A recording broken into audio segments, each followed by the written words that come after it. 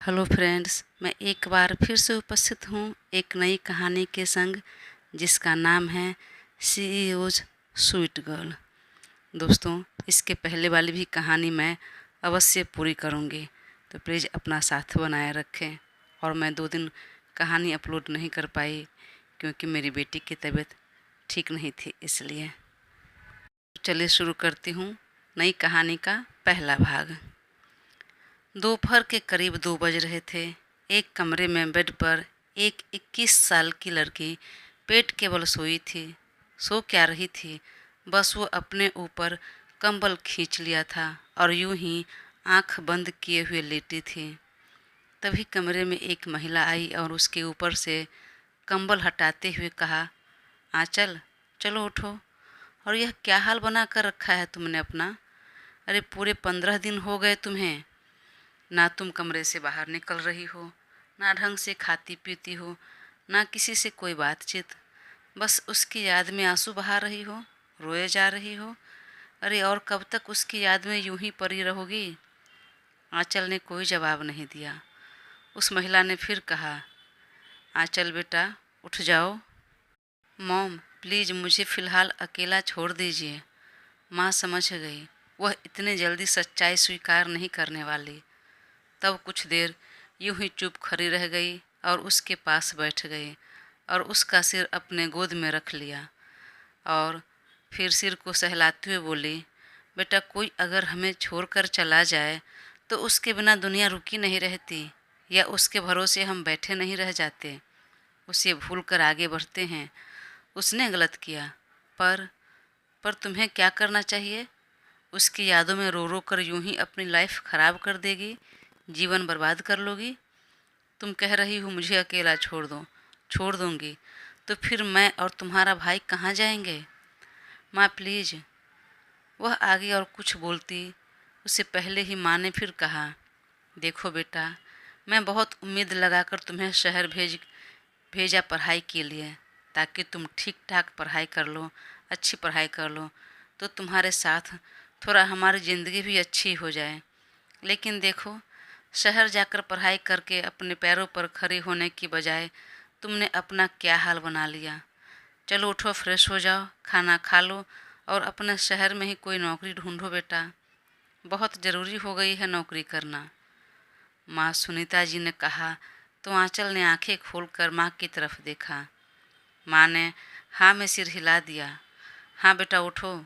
जो बीत गई सो बात गई, उसे लेकर अपनी लाइफ क्यों खराब करना? देखो अपने शहर में नौकरी, तुम्हारा भी ध्यान बट जाएगा और पिछली यादों से, तकलीफ़ से जल्दी उबर भी जाओगे और थोड़ी मेरी भी मदद हो जाएगी। आंचल ने कुछ बोला नहीं, बस माँ की तरफ देखती रही। तो माँ ने फिर कहा, हाँ बेटा, काम करना ज़रूरी हो गया तुम्हारा भी, क्योंकि जिस घर में मैं खाना बनाने का काम करती हूँ, वह दोनों पति पत्नी अगले महीने अपने बेटे के पास विदेश जा रही है। तब तो मेरा काम छूट जाएगा। यूँ तो मैंने दूसरा काम ढूंढना शुरू कर दिया है, पर इतने जल्दी काम भी तो मिलना चाहिए ना बेटा। माँ की बात सुनकर आंचल अब उठकर बैठी। वह बेहद कमज़ोर लग रही थी, चेहरा भी बहुत झुलसा हुआ लग रहा था। बेटी की हालत देखकर माँ की आंखें भर आई और वापस आकर बेटी को सीने से लगा लिया और उसके माथे को चूम लिया। बेटा, मैं समझ गई कि इसमें तुम्हारी गलती नहीं है। उसने तुम्हारे साथ गलत किया, धोखा दिया, पर तुम इस प्यार के चक्कर में क्यों पड़ गई बेटा? तुम्हें खुद संभल कर रहना चाहिए था। तुम कहाँ से हो, कैसे परिवार से हो, यह देखना चाहिए था। फिर किसी के प्यार में पड़ना चाहिए था बेटा।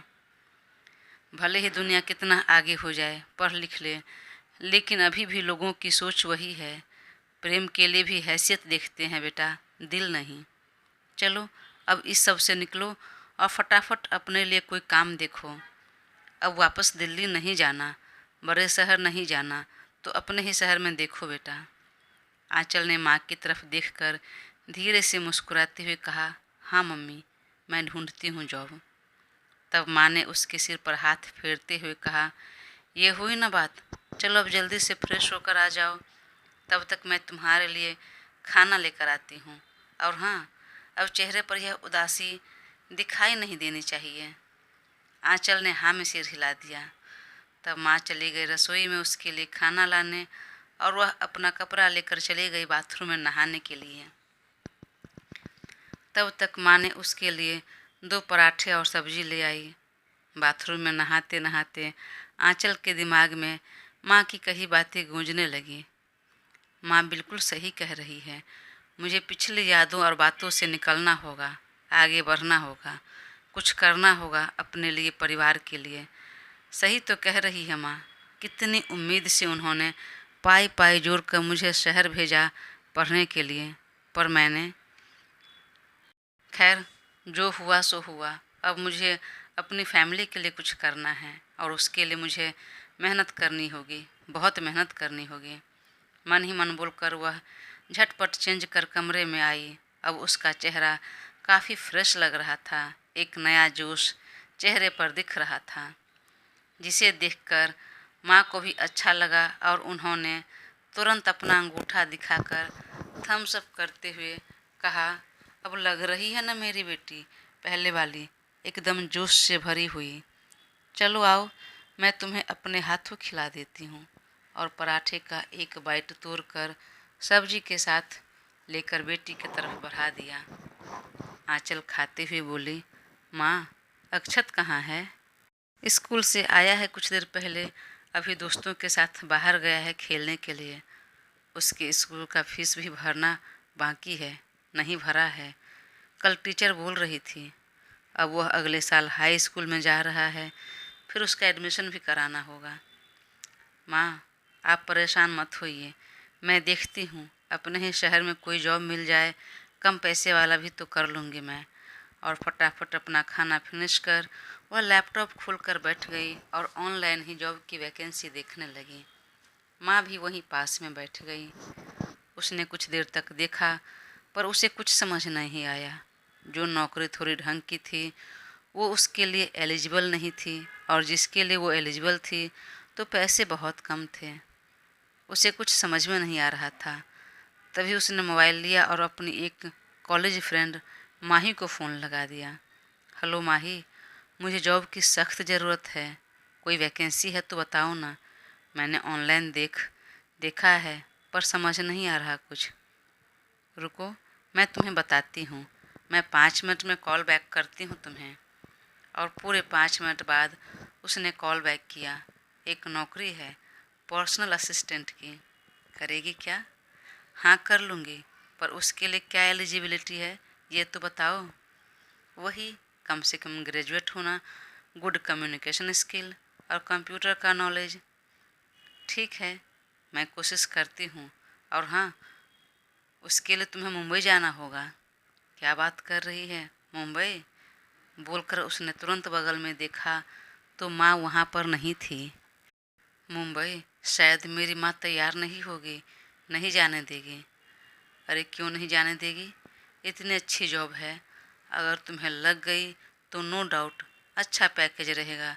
तुम्हारी अपनी लाइफ के साथ फैमिली की लाइफ भी संवर जाएगी। तेरे सारे सपने पूरे हो जाएंगे। भाई को अच्छे स्कूल में पढ़ाने का, माँ को एक अच्छी ज़िंदगी देने का ख्वाब पूरा हो जाएगा बहन। और जब शहर में पढ़ने गई थी, पढ़ने भेजा माँ ने, तो फिर नौकरी करने के लिए क्यों मना कर रही है? वही यार, मेरा पास्ट। अरे क्या तुम्हारा पास्ट? आजकल यह सब नॉर्मल बात हो गई है। लोग कपड़े की तरह गर्लफ्रेंड और बॉयफ्रेंड बदल रहे हैं। हाँ, कुछ ऐसे भी लोग हैं जो लाइफ टाइम निभाते हैं, पर सब ऐसे नहीं हैं। वह तुम्हें छोड़कर आगे बढ़ गया और तुम क्यों वहीं पर अटकी हुई हो? तुम भी आगे बढ़ो। हाँ, माँ का भी यही कहना है, पर वो बोल रही है कि अब अपने शहर में जॉब देखो। बहन, कानपुर में जॉब तुम्हें मिल भी गई तो मैं सच बोल रही हूँ, यहाँ जितना पैकेज और फैसिलिटीज़ तो शायद नहीं मिले। तो मेरी बात मान, एक बार इंटरव्यू देकर तो देख। हाँ, मम्मी से बात करके मैं तुम्हें इन्फॉर्म करती हूँ। मुझे इन्फॉर्म मत कर, माँ को बोल और बैग पैक करके निकल जा, क्योंकि सोमवार को सुबह 9 बजे तुम्हें अद्वैत एंड ग्रुप्स के मेन ऑफिस में जाना होगा अपने रिज्यूम के साथ। क्या बात कर रही है, आज तो शनिवार हो गया, सोमवार को मैं कैसे पहुंच पाऊंगी? वह तुम्हारा प्रॉब्लम है, तुम जानो, लेकिन मेरी मानो तो तुम किसी भी तरह आ जाओ। ट्रेन से तो नहीं हो रहा तो प्लेन से आ जाओ। अगर यह जॉब लग गई तो वेल एंड गुड। बात तो तुम्हारी सही है, मैं भी अपनी माँ से बात करती हूँ। बात कर लो और किसी तरह उन्हें मना लो। यह अपॉर्चुनिटीज हाथ से मत जाने देना। हाँ, थैंक यू सो मच। वैसे तुम कहाँ हो, मुंबई में? नहीं, मैं बेंगलुरु में हूँ। ओके, तुम बेंगलुरु में हो तो मैं मुंबई आकर कहाँ रहूँगी, कहाँ स्टे करूँगी? अरे बेवकूफ़ लड़की, होटल में रुक जाना 1-2 दिन। अगर जॉब लग जाए तो फिर देखना, इंतज़ाम करना कुछ। ठीक है, चलो फ़ोन रखो। और दोनों ने फ़ोन रख दिया। माही की बात सुनकर तो आंचल ने पूरा मन बना लिया यह जॉब करने के लिए, इंटरव्यू देने के लिए। तभी माँ भी कमरे में आई। उसने तुरंत माँ के सीने से लगते हुए कहा, माँ, एक जॉब तो ठीक ठाक लग रही है, मुझे परसों इंटरव्यू देने जाना है। हाँ तो जाओ ना। लेकिन माँ, जॉब अपने शहर में नहीं, मुझे मुंबई जाना होगा। माँ ने सुनते ही उसका दोनों हाथ पकड़कर खुद से दूर किया और कहा, मुंबई अकेले? मतलब फिर से? नहीं माँ, प्लीज़ आप भरोसा रखें, ऐसा कुछ नहीं होगा। एक बार गलती हो गई, पर वही गलती मैं दोबारा नहीं दोहराऊंगी। पर माँ, आपके आगे हाथ जोड़ती हूँ, प्लीज़ इस बार मान जाइए। माँ वहीं बेड पर बैठ गई और बोली, मुझे कुछ देर सोचने दो। माँ, सोचने का समय नहीं है, मुझे परसों 9 बजे इंटरव्यू के लिए जाना है। परसों जाना है तो फिर पहुँचोगे कैसे? लगभग 24 घंटा तो तुम्हें मुंबई जाने में लग जाएगा। फिर टिकट भी तुम्हारा नहीं बना है, कैसे जाओगी? वह मैं व्यवस्था कर लूँगी, बस आप एक बार हाँ कह दीजिए। तब सुनीता जी ने भी काफ़ी सोच समझकर हाँ में सिर हिला दिया। वह तुरंत माँ के गले से कस कर लग गई। Thank you mummy, thank you so much, एक बार फिर विश्वास करने के लिए, हाँ बोलने के लिए। देखो बेटा, मैंने एक बार फिर तुम पर विश्वास किया तो कोई गलती मत करना।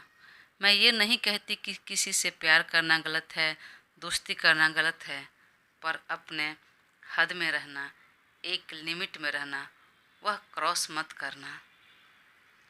एक बार की हुई गलती से समझ लेना। हाँ मम्मी, बिल्कुल। उसने खुशी से माँ के गाल को चूम लिया और कहा, अभी अपने दोस्त माही को बताती हूँ। माही को क्यों? क्योंकि माँ, इस जॉब के बारे में उसी ने बताया है। ठीक है। और उसने तुरंत माही को फ़ोन लगा दिया। हाँ माही, माँ मान गई है। तो क्या करूँ? अब मैं कैसे आऊँ? ट्रेन का टिकट कितना जल्दी निकलेगा? अरे नहीं, ट्रेन से नहीं, एक काम करो, तुम प्लेन से आ जाओ। बहन, इतने पैसे नहीं हैं पास में यार। देख, तेरे मोबाइल पर मैंने फ़्लाइट की टिकट भेज दिए हैं, तो जल्दी से देखो, आज रात 9 बजे की फ़्लाइट है, तो झट से बैग पैक कर रेडी हो जाओ। अपना रिज्यूम अच्छे से सेट कर लो और फ़्लाइट लेकर सीधे मुंबई आ जाओ। और हाँ, एक बात याद रखना, तुम मल्टीनेशनल कंपनी के सीईओ के पर्सनल असिस्टेंट के लिए इंटरव्यू देना है, तो विद ड्रेसिंग सेंस ढंग का रखना। यह सलवार कुर्ता दुपट्टा पहन के मत चले जाना। हाँ हाँ, समझ गई। और थैंक यू सो मच मेरी इतनी हेल्प करने के लिए।